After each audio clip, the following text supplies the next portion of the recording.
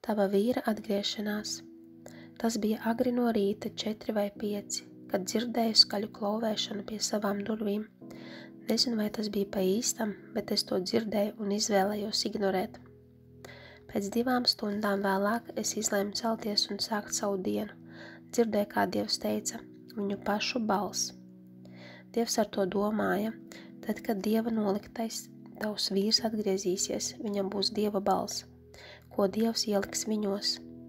Daudzi no jums esat atdalīti no vīriem, un ienaidniekam ir sava balss, un tavs vīrs saka tev, es tevi negribu, tu neesi mana īstā, nevēlos būt ar tevi kopā, būšu ar citu cilvēku kopā. Viņš saka, ka nevēlas neko no tevis, bet kad Dievs izlems, kad notiks šī tikšanās, tavs vīrs nāks atpakaļ ar Dieva balsi. Viņš atgriezīsies un runās tā, kā viņam ir jārunā ar tevi. Teiks lietas to, ko Dievs vēlas, lai tev saka. Tā var būt atvainošanās, runās par nākotni, bet viņš nāk atpakaļ ar citādu balsi. Otrā lieta, ko Dievs man teica, viņu pašu prāts. Ienaidnieks ir pārņēmis viņa prātu. Viņš pat pareizi nedomā, staigā apjucis, dubults prāts, un Dievs saka, tad, kad viņš atgriezīsies pie tevis, viņš būs savā pareizajā prātā. Dievs noņems apjukuma garu no viņa prāta.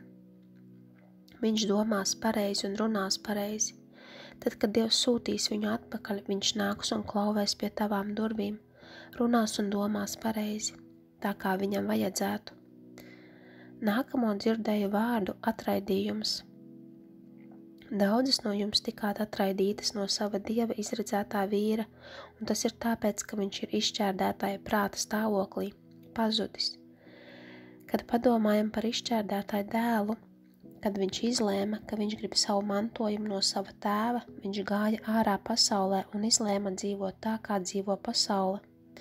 Visu, ko tēvs piedāvāja, viņš to noraidīja un vēlējās iet ārā un radīt sevis paša dzīvi, kas piepildīta ar postu un visas pasaulīgās lietas, kas nav no Dieva. Tevi noraidīja, bet Dievs pacels šo noraidījuma garu no tevis, un tu to zināsi, ka tavs vīrs atgriezīsies atpakaļ pie tevis. Lūdz pret atraidījuma garu. Nākamais, ko dzirdēju, bija bailes.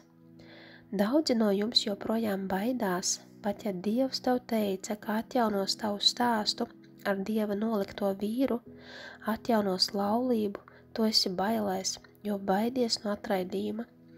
Dievs saka, ka nav jābaidās, jo apsolījums jau ir tavs. Lūdz pret baiļu garu. Dievs to izdarīs. Neviens vārds no Dieva nekad neizgāzīsies.